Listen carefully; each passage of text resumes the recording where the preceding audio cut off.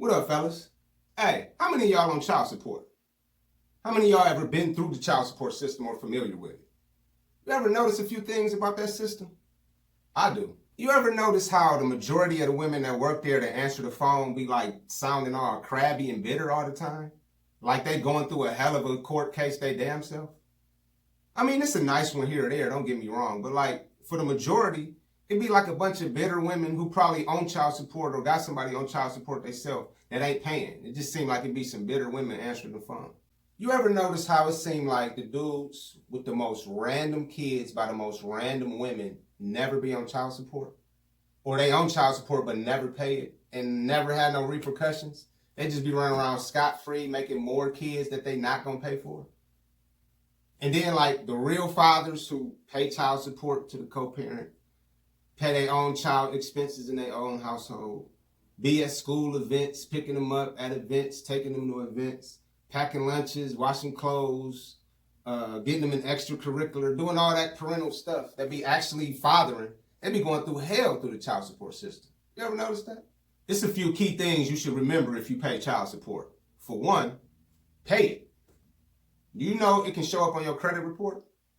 Do you know you could possibly lose your license, driver's license, even a fishing license or hunting license if you have?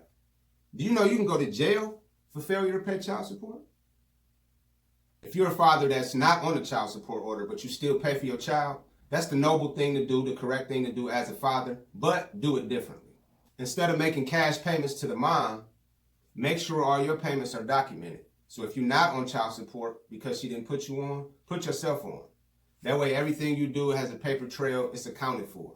You definitely want all your payments accounted for, documented with a paper trail, receipts as they say. Because child support can be retroactivated, which means if a child support order is placed on you, it can date back to day one. So you could have been going by 5, 10 years paying cash for whatever's needed, having never had a child support order. And she could go down and file one on you at any time and they could retroactivate it. So you could start from day one making payments, even though you already been making payments for years, but you was making cash with no receipts. You want to make sure all income is accounted for. That way your calculations can measure out how they're supposed to be. That way you ain't paying no more than you need to and no less than you need to. It's fair and square. Exercise your rights. Make sure everything in your order is being adhered to on your end and on her end. If it's not being adhered to, file a motion. Make sure everything's being adhered to. Those are your rights as a father.